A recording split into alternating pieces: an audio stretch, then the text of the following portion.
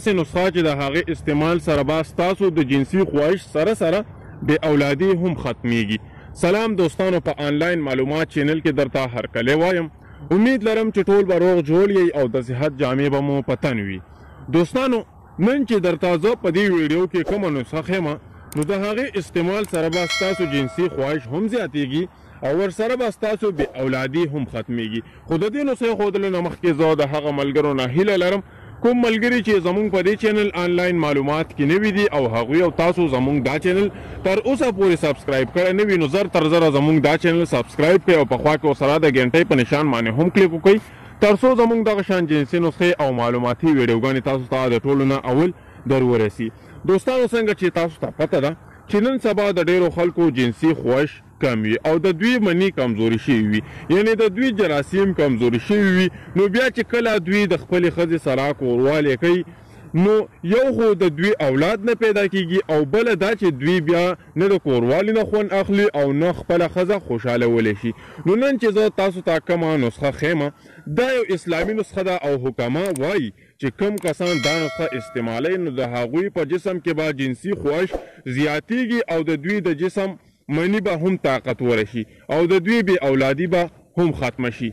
نو زه تاسو ته یو داسې اسانه او ارزانه نسخه ښیمه چې دا به تاسو بالکل سپکه ګڼئ خو د دې استعمال سره چې کله دا تاسو لګاتار استعمال کوئ نو بیا به تاسو ته اندازه وشي چې ستاسو دغه نسخه کار کوي او که نه.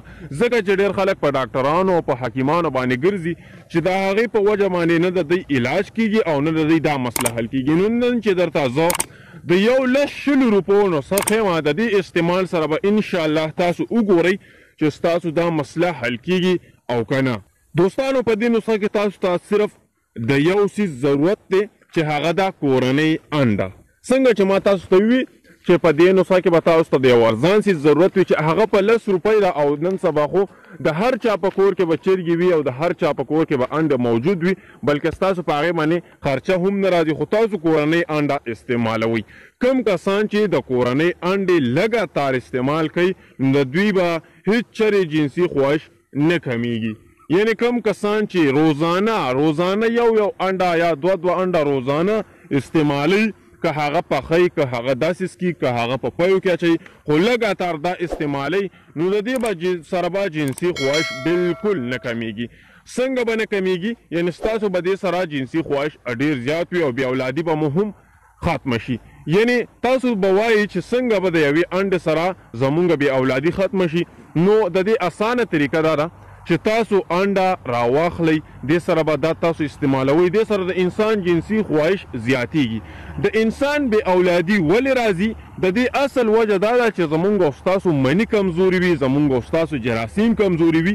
هغه مونږ له پکار وي چې هغه جراثیم هغه مني مونږ مضبوطه کړو چې هغه مونږه د ښځې په شرمګاه کې د بچیدانې ته ور داخل کړو نو هغه اله فایده کوي. داسې نه چې مونږ او تاسو کمزوري مني یا مونږ او تاسو خلک وایي چې بې اولادي د بچي نه پیدا کېږي. نو د دې اصل وجه دا ده چې زمونږ او ستاسو جنسي خواهش کم دی او زمونږ او ستاسو مني کمزوري ده. نو دغه مني کمزورتیا په وجه باندې بیا زمونږ اولاد هم نه پیدا کیږي او انشاءالله د دې په استعمال سره به ستاسو د بې اولادۍ مسله ختمه شي او بیا به مو بچي هم پیدا کیږي. دوستانو، کورنۍ انډه تاسو په 2-3 طریقو سره استعمالولی شئ چې په هغې کې لومبۍ طریقه دا ده چې دا تاسو سهار په نهاره باندې خوړی شئ. یعنی دا تاسو سهار په نهاره باندې سکئ یا دا هره شپه تاسو په یو ګیلاس پیو کې اچوئ او هغه سکئ.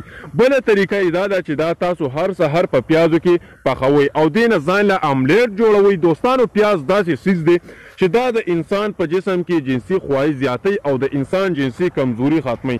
نو تاسو دا په پیازو کې پخوئ او هر سهار یې په ناشته کې استعمالوئ، یعنی خورئ. نو دا به ستاسو بې اولادي ختمه کړي او بیا به انشاءالله چې هر کال به مو جوړه اولاد پیدا کیږي. نو تاسو دا استعمالوئ او بیا وګورئ چې ستاسو بې اولادي او ستاسو جنسي کمزوري ختمیږي او که نه. نو دوستانو، دا وه زموږ نننۍ ویډیو. مننه کوم چې ویډیو مو تر اخره پورې وکته. که چېرې دا ویډیو ستاسو خوښه شوې وي نو دا ویډیو لایک کړئ او دا چینل لازمي سبسکرایب کړئ. ډېره مننه. د الله په امان.